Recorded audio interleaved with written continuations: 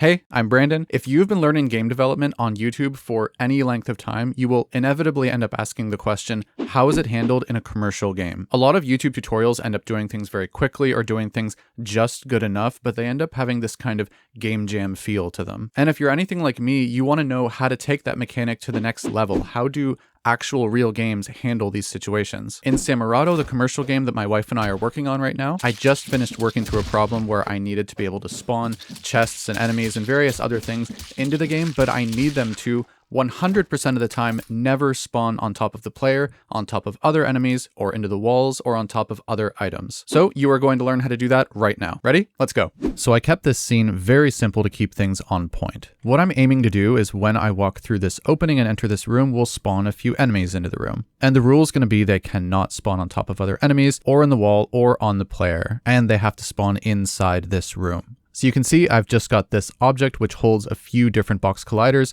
and we're combining them into one polygon collider with this composite collider here. And first, really quick, we need to be able to detect when the player enters this room so that we know when to spawn enemies in. And you could set this up in a dozen different ways. It really depends on your design needs, right? Do you have some high-level manager controlling what enemies get spawned into a room each time you enter the room? Or do you want the control down at the room level? You could use scriptable objects to hold the spawn info, so you could have lots of like pre-made iterations that you can swap in and out. For me with this, I want to keep it simple, so I'm fine to just have this at the room level and just have the room itself decide what enemies can spawn in. You actually have a lot of control that way. So first, I'm going to create an empty game object called entrance inside of this room walls object. And let's add a box collider 2D and set it to trigger and place that at the entrance of the room. And let's create a script called room detection and add it to the entrance game object. So first, we're going to do this in an onTriggerExit2D function, and I don't want to search for a tag each time something collides with this trigger, so let's just store our player once in the start function, and now that way we can check if the collision game object is the player game object. And if it is, we want to make sure we're exiting from the correct side, right? I don't want to walk on here and exit from the left and then have things spawn into the room on the right. That makes no sense. So let's grab a reference to the collider on this game object and use that to calculate a direction. The formula to calculate a direction is simply destination minus origin normalized. You're going to want to get comfortable with that formula. You will use it a lot when making games. And in this case, destination would be the player's transform because the origin is definitely this game object's collider. Okay, so now we just check, is the X of the exit direction greater than 0? And if it is, then that means we did exit from the right and we should spawn in some enemies. Now, there are two pieces of information we're going to need to pass in. We want an array of enemies and a spawnable area.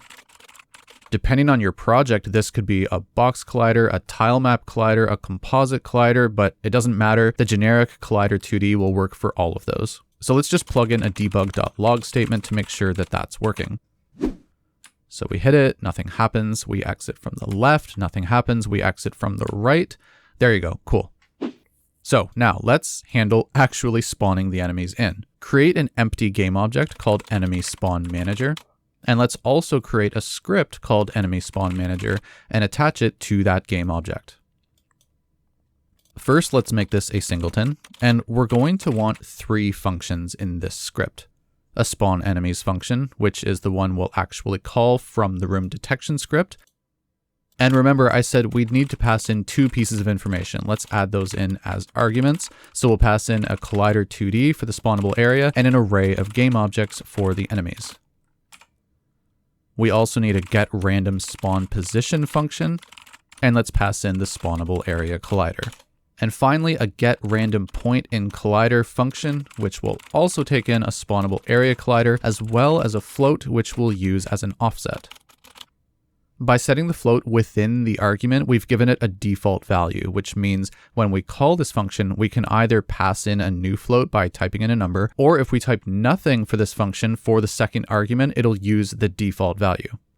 So the first function relies on the second function, and the second function relies on the third, so let's actually work from the bottom up.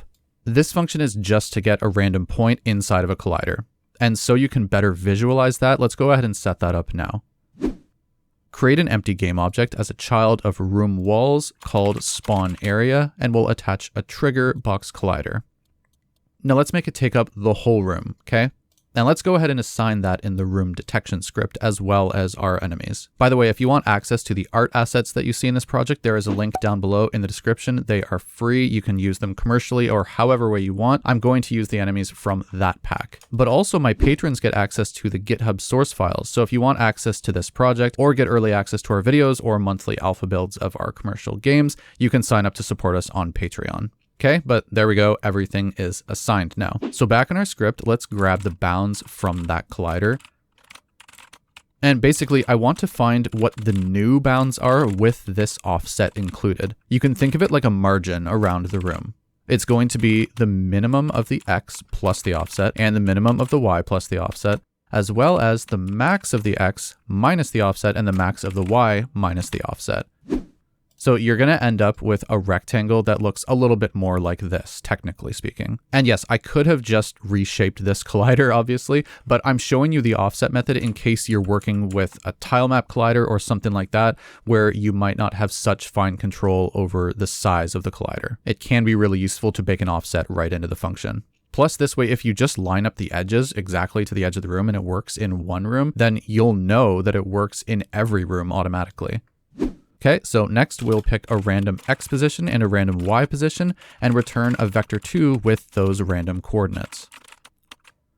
Next, our random spawn position. Let's set up a spawn position as well as a bool called isSpawnPOSValid. So the best way to handle this is to use a while loop and have Unity try certain spawn positions and see if they're valid. And if they are, it'll spawn the enemy there. And if it's not, it's going to try again.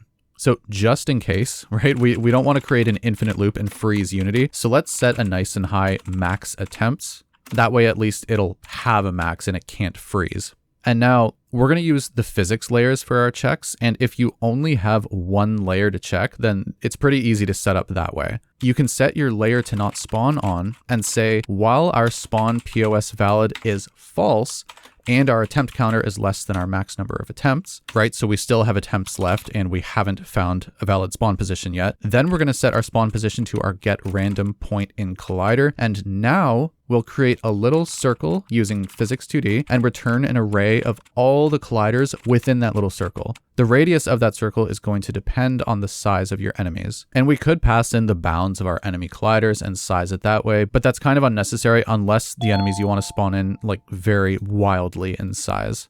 The easier thing to do would be to quickly just add a circle collider to one of our enemies and just see what the radius is. And we can round that to the nearest whole number and pass it into the function. This way is just a little bit more performant, and just remember to remove the circle collider afterwards. And create this bool called isInvalidCollision, and we'll say for every single collider inside this array, does its physics layer equal our layer to not spawn on? Then we'll say this is an invalid collision, and break out of the for each loop to continue on with the while loop. Now, if our isInvalidCollision is still false, meaning none of the colliders found within this circle are on the layer we don't want stuff to spawn on, then we found a valid spawn position.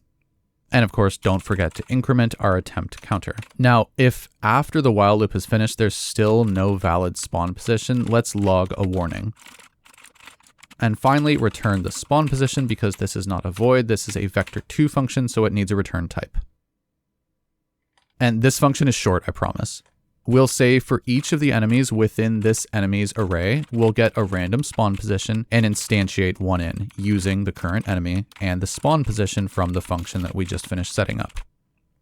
Cool. Now, let's actually call that function in our room detection, passing in the spawnable area and the enemies to spawn array. Let's test really quick.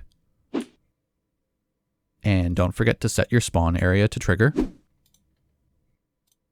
Cool, so you can see they're spawning in and they are not spawning on the walls. And actually, just to prove this a little bit more, let's actually go ahead and resize the collider to take up the entire room, including the walls. And I don't want to have to keep on walking in and out of the room a bunch of times. So really quick, I'm just going to check if I pressed the E key, and if I did, then I'll spawn in the enemies. But there, see, no enemies spawning in the walls, but they can spawn on top of each other and on the player, which is no good. So let's comment this out and this for each loop because we need to handle this differently. Actually, let's just delete it. We want direct control over which layers we do not want the enemies spawning on. So let's set up a layer mask for that. And down here, what we'll do instead is another for each loop checking every collider within the colliders array from our overlap circle all. And we're going to pass in this if statement.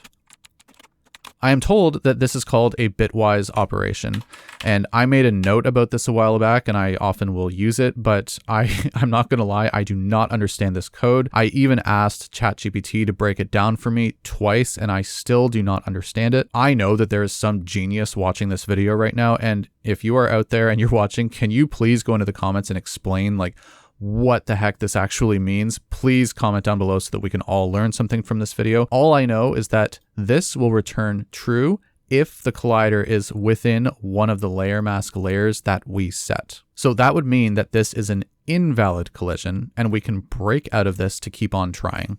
Okay. All right. So now in the inspector, let's actually set up all the layers. My enemies are on a layer called attackable. So we do not want our enemies spawning on attackable or the ground or the walls, or the player. Let's give this a test.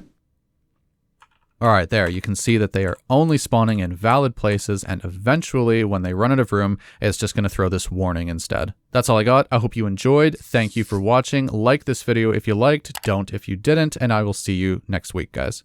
Bye.